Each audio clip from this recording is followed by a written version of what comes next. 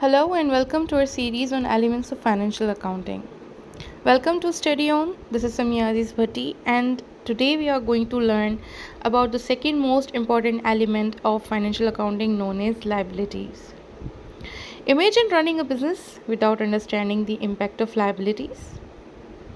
This video is going to equip you with the knowledge about liabilities, its types and their significance in business finance.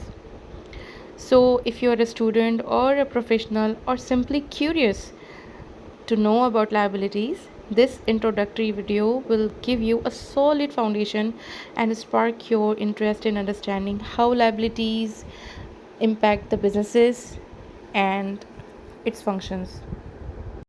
So, let's get started. Liabilities in simple language are known as business debts or obligations. And obligations or the dates are a kind of loan, either depending it's a short term loan or a long term loan. But every business needs a loan. No person can fund the whole business 100% from their pocket. If the business is of a very small nature, still you would be in need of having a cash or arranging a cash to run your day-to-day activities. That is a kind of short-term loan which you might repay in 30 days or 20 days or maybe 60 days. That depends upon the nature of the creditor. Having said that, I mean to say that every business needs some kind of loan to run its day-to-day business operations, which a single person cannot run. So we need to look out for a kind of loan. That is when we have to repay that loan to the creditor from whom we have borrowed the money. That particularly is called as a liability. That loan on us or on a business is a liability. Now the liability must be paid off because it doesn't belongs to us, it is somebody's else, so we have to pay it back in a particular amount of time or in a definite amount of time which we have promised to the creditor. So that return could be in the form of cash because you have taken cash from the creditor and you have to return in the term of money, or maybe we have a liability to provide some kind of service and not in the form of cash because we already have received a cash in advance from some party and we have to give them the services, for example the lawyer services or the medical health services, and we have received the amount in advance. Then again that amount is treated as a liability for us. So either way, liability is an amount which we have to repay in a definite amount of time. So liability can be current or non-current by its nature, and that this classification we are going to understand in today's video, as it will help us to distinguish between both, and this finally ultimately appears in our balance sheet. Liabilities simply are the amounts owed to the investors outside your business.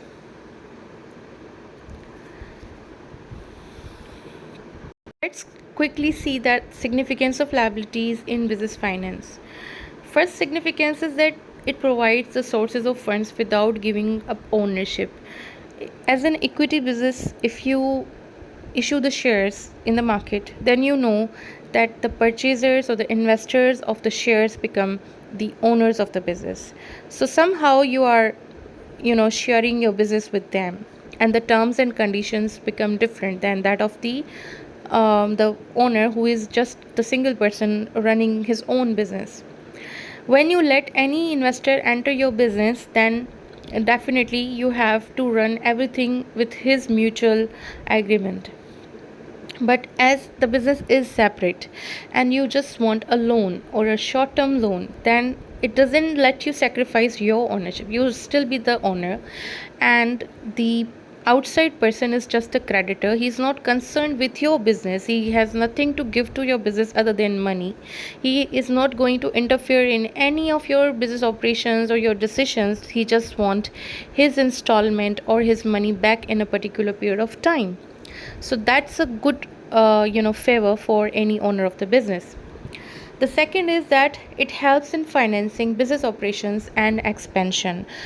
Without going to other resources, you have a readily available resource as in form of liability, that you can even expand your business if you want to, or you can even have run your business operations as, for say, day to day operations need some funds.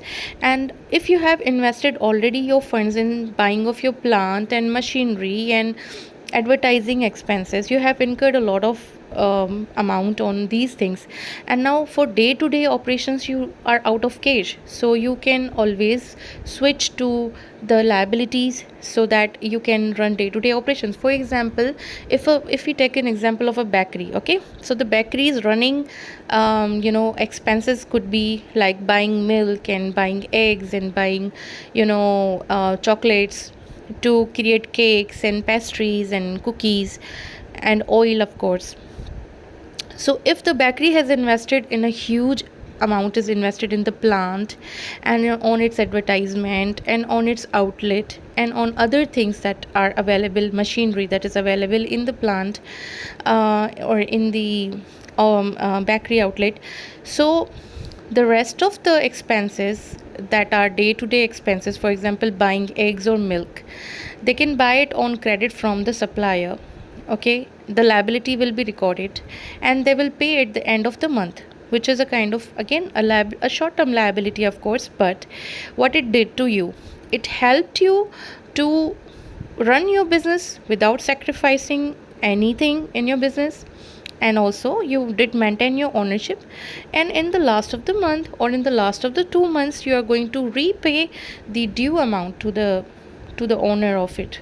So that is the very good feature of liability that you can have in your business.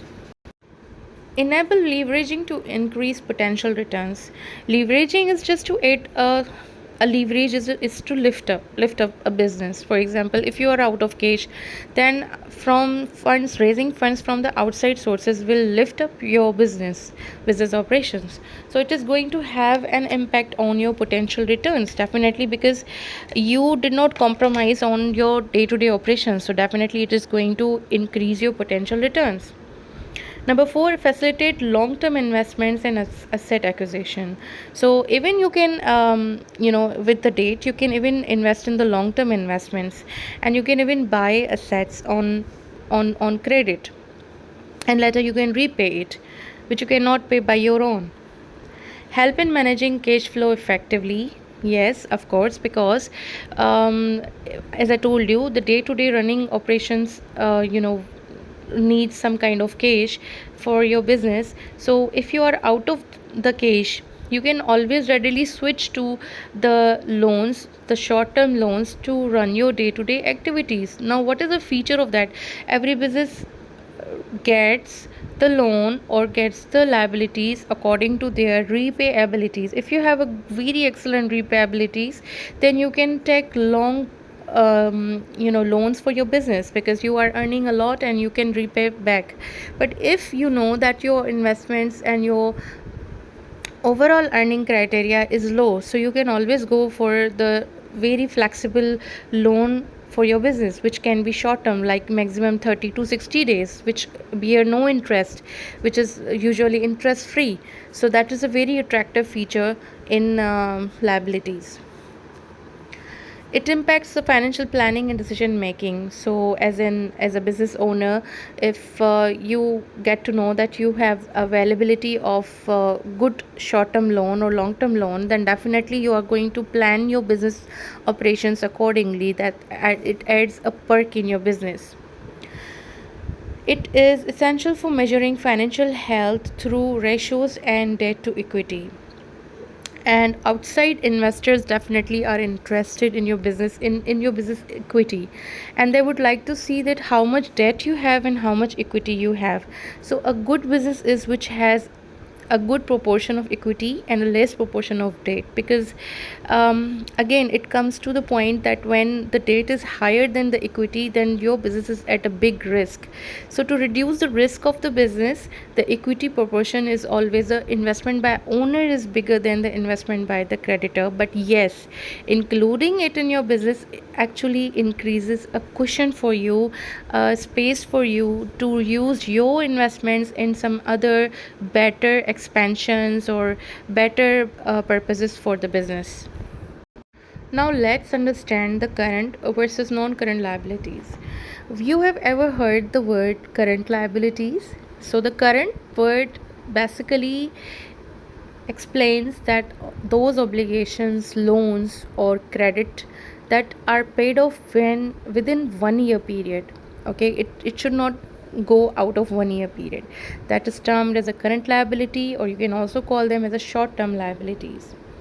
They are due within 1 year, okay, and you have to pay them within 1 year. Non-current liabilities are all those obligations that are paid off in more than 1 year, so that exceeds the time of 1 year. Now depends, 2 year, 3 year, 4 year, maybe 20 year, 30 years, that depends on the type of the business. So they are not due within 1 year and they go more than one operating cycle. So those are non-current liabilities. Now we should see the examples of the current liabilities. In current liabilities, you see first of all notes payable. They appear at the top because notes payable are a kind of short-term credit which is in the written promise form, right on the page, and it's written and it is promised to be paid on a such date to the creditor. So in that way it becomes more trustful than the accounts payable, which is the verbal promise, a verbal promise for paying, repaying your amount back on some date. So in terms of the liquidity, notes payable appear at the top because they are more trustworthy than the accounts payable, because sometimes accounts payable can be turned into the bad debts. Then we have wages payable, which are definitely due within a shorter period of time. That's why we call them or put them in the current liability category, because we cannot delay the payments of workers or our employees more than 1 month. It is not good to delay the payments of them. So that's why we record them in the current liabilities as a current wages payable. Taxes payable, again the taxes are due on your income generated from your business or the profits generated in your business. So income becomes due every time you're earning your profits, and it applies to your in the operating cycle, whichever it is, for example semi-annually or annually. So that is applicable on your income generated.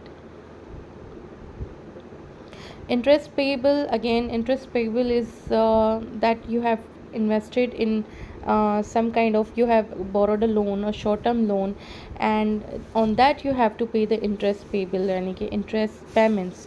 For example, you have got some kind of a loan on which you have to pay the interest, a short term loan. Short term unearned revenue, the amount of the services given to you at first but not yet the services rendered. That is an example of the unearned revenue. For example, if you are supposed to provide a kind of service but you have received the advance payment and not yet delivered the service, is the example of unearned revenue.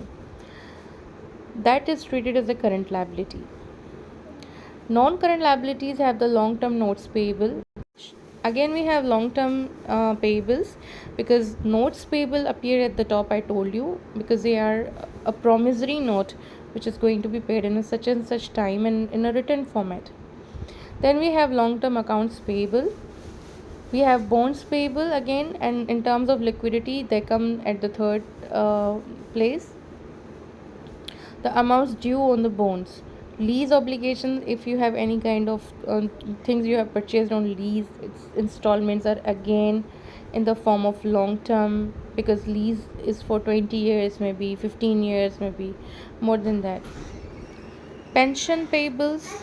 Pension payables are again the kind of long term liability, and deferred taxes liabilities.